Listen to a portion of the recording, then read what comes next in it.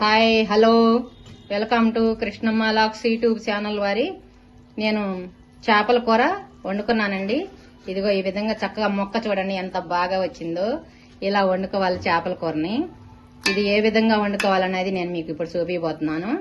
మీరందరూ కూడా ఇలా మంచిగా ఈ చేపల కూర వండుకునేలాగా చేసుకుందరు. కానీ ముక్కలు మాత్రం ఇలా విడిగా కాకుండా ఇట్లా వస్తాయండి, చితకకుండా బాగా వస్తాయి. ఇట్లా పెద్ద గెంటిగా తీసుకోవాలి. మనం ఎలాడుపు గెంటితో ఇలా మొక్క తీసి వేసుకున్న తర్వాతే మనం గుంట గెంటితో పులుసు పోసుకోవాలండి. అప్పుడు మొక్క చెక్కు చెదరకుండా మంచిగా వస్తుంది అన్నమాట, చితకకుండా. ఇప్పుడు మనం కూర ఎలా చేసుకోవాలో తయారు చేసుకుందాం, వెళ్ళిపోదాం. ఓకే అమ్మ, వచ్చేసాను నేను. ఇలా మనం చేపల కూర వండుకుందాము. నేను లోగడ ఒక రకంగా వండి పెట్టాను. ఇప్పుడు అవన్నీ కలిపి పెట్టి వండే చేపల కూర ఇది. ఆ చేపల కూర చేద్దాం ఈరోజు. దీంట్లోకి ఒక సుమారు 2 కిలోలు ఉంటాయండి చేపలు తీసుకున్నాను నేను. ముక్కలు చక్కగా క్లీన్ చేసి కడిగి పెట్టుకున్నాను. ఈ ముక్కలు క్లీన్ చేసుకోవడం కూడా ఎలా చేసుకోవాలో మన ఛానల్లో పెట్టేశాను ఆల్రెడీ అంతకుముందే. ఫస్ట్ వీడియోలోకి వెళ్ళండి, ఉంటది ఎలా క్లీన్ చేసుకోవాలనేది. మీకు క్లారిటీ వస్తుంది. అట్లా చేసుకుంటే నీసు వాసన రాదండి ముక్కలు. అందుకని నేను ఇప్పుడు కడగడం చూపించలేదు మీకు.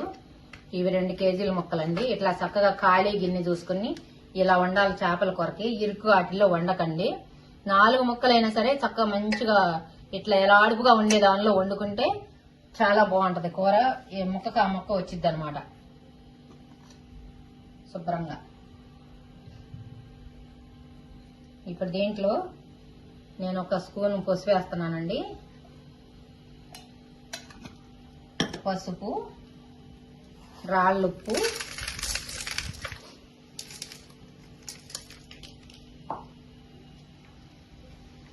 దాంట్లో పచ్చిమిర్చి,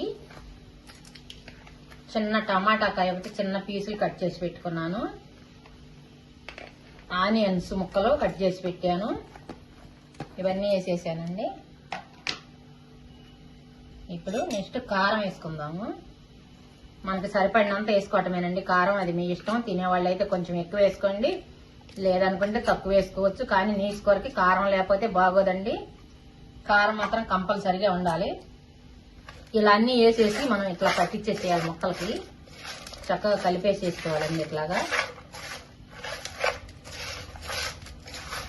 ఈ విధంగా కలుపుకుంటే ముక్కల్ని ఈ కారం ఉప్పు అన్ని ముక్కలకి పట్టేసేసింది చక్కగా ఇదిగలాగా.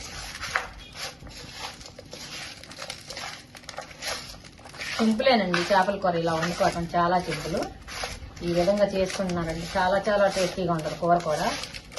2-3 రోజులు వారం అయినా ఉంటుందండి ఇలా వండిన కూర కూడా. చక్కగా దగ్గరకు పడేటట్టు పులుసు అంతా మరి నీళ్ళుగా లేకుండా మనం పులుసు అంతా దగ్గర పడేటట్టు వండుకున్నాం అనుకోండి, నిలవ ఉంటుంది కూర కూడా. 2-3 రోజులు తినవచ్చు. చూసారా ఈ విధంగా కలిపేసుకోవాలి ముక్కలన్నీ. ఇప్పుడు ఆయిల్ వేసుకున్నాం. ఇక ఆయిల్ కూడా కొంచెం ఎక్కువ పట్టిద్దండి చేపల కూరకి.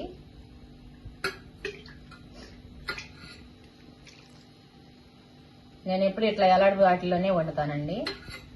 ఇప్పుడు 3 గంటలు వేసాను నేను. చూద్దాము సరిపోయిందేమో. ఇలా ముక్కలు కలిపి చూసుకోవాలి ఆయిల్ కూడా ఎలా సరిపోయిందో లేదని.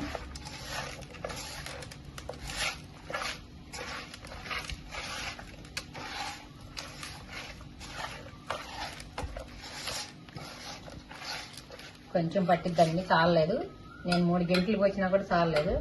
మన మామిడికాయ పచ్చడి కలిపినట్టుగా ఉంది చూడండి. చక్కగా ఆయిల్ పట్టేసి 3 గంటలన్నర పోసానండి ఆయిల్. సుమారు 100 గ్రాముల ఆయిల్ దాకా పట్టింది 2 కేజీల కూరకి.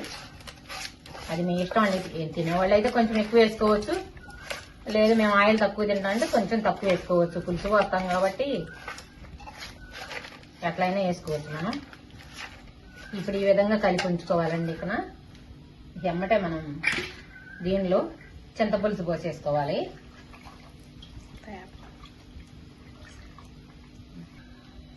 ఓకేనండి. ఇప్పుడు పులుసు పోసేసుకున్నాం. దీంట్లో నేను పులుసుని తీసి పెట్టుకున్నాను.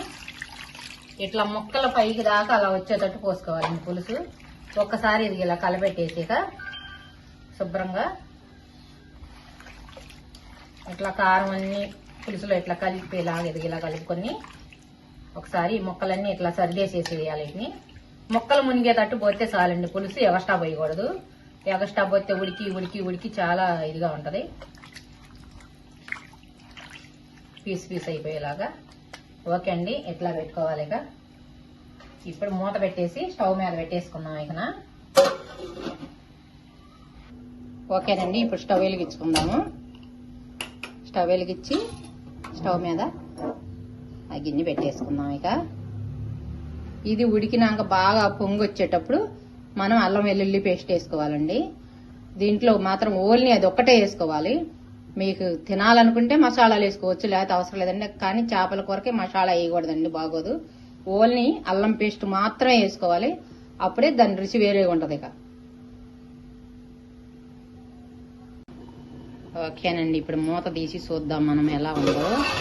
అది ఉడుకుతూ ఉంది కదా, అలాగా ఉడికేటప్పుడు ఇప్పుడు అల్లం చిన్నుల్లిపాయలు పేస్ట్ వేయాలండి దీంట్లో. అట్లా చేతిలోకి తీసుకుని అదిగో అలా అట్లా జల్లేసేయాలి. స్పూన్తో అయితే ఒకే చోట పడిద్ది. అలా కాకుండా కూర అంతా అలా వేసుకుంటే కలిసిద్ది. ఇప్పుడు ఒకసారి దాన్ని తిప్పుదాం. అట్లాగా క్లాత్ తీసుకుని పట్టుకుని కూరని కదపాలండి కొంచెం. అలా అలా కదిపితే మొత్తంగా కలిసిద్ది అనమాట పేస్ట్ అంతా. చూసారా, మొత్తం కలిసిపోయిందండి చక్కగా దాంట్లో పేస్ట్ అంతా. పేస్ట్ కూడా హెవీగా కూడా వేయకూడదండి, ఊరికే చికెన్లో వేసుకున్నట్టు కొద్దిగా వేసుకుంటే చాలు. ఇప్పుడు ఇంక మళ్ళీ ఉడుకునిద్దాము. ఓకే, ఇప్పుడు మూత తీసి చూద్దామండి కూర. చూసారా, చక్కగా దగ్గర పడిపోయిందండి ఉడకటం కూడా. ఇప్పుడు దీనిలో మనం కొంచెం జీలకర్ర పొడి చల్లుకుందాము. అట్లా జల్లేసుకోవటం జీలకర్ర పొడి. నెక్స్ట్ కొంచెం ధనియాల పొడి వేద్దామండి, ఒక స్పూన్కి ధనియాల పొడి. చేత్తోనే జల్లేసేయాలి అలాగా. ఒక స్పూన్ అయితే ఒకే చోట పడిద్ది కదా, అందుకని మనం జల్లేటప్పుడు అట్లా చేత్తో జల్లుకుంటే మంచిగా కూర అంతా పడిద్ది అనమాట. ఇప్పుడు ఒకసారి తిప్పుకుందాం. ఇక దాన్ని అంతా కలిసేలాగా పులుసు అయితే దగ్గర పడిపోయిందండి. ఇక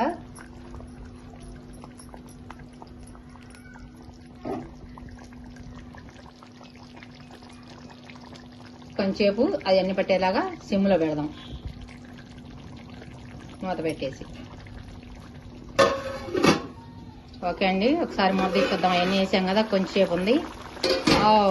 అయిపోయిందండి. ఇక ఇప్పుడు దీనిలో కొత్తిమీర జల్లేసుకుందాం. వెంటనే ఆ వేడి మీదే కొత్తిమీర జల్లేసి పొయ్యి ఆఫ్ చేసేద్దాం. ఇక అయిపోయిందండి, చేపలు కూడా రెడీ. వచ్చేయండి తిందాము మీ అందరు కూడా.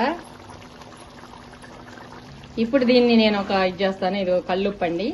ఇలా కూర ఉడికిన తర్వాత ఇలా చుట్టేసుకుంటూ ఉంటాను నేను. 20 దిష్టి 10 దిష్టి, ఇంట్లో వాళ్ళ దిష్టి, ఎదురు వాళ్ళ దిష్టి అనుకుంటా ఇలా తిప్పేసుకుని మనం వీటిని నీళ్ళలో జాలెట్లో పడేసేస్తే ఈ కూర మనం ఎక్కడి నుంచో తెచ్చుకుంటాం కదా, అందరం చూస్తుంటాము. ఇంత కూర అని అనుకున్నా చేసినా అది ఎవటేసి తినలేమన్నమాట. ఈ విధంగా మనం చుట్టేసుకున్నాం అనుకో, అదంతా పోయేసి కొంచెం దిష్టి అంటాం కదా పెద్దోళ్ళు, ఏదో అలా అది తీసేసేస్తా, అలవాటు అనమాట నాకు. అట్లా తీసేసి ఉంచుకుంటాను నేను. ఇక అయిపోయిందండి, రెడీ. మీకు నచ్చితే లైక్ చేయండి, షేర్ చేయండి, సబ్స్క్రైబ్ చేయండి, కామెంట్ రూపంలో తెలియచేయండి. చాలా అద్భుతంగా ఉంటది. ఈ విధంగా కలిపేసుకోండి. కూర చాలా చాలా బాగుంటదండి. చక్కగా అలా దగ్గర పడేలా తీసుకోవాలన్నమాట కూరని. Okay, bye.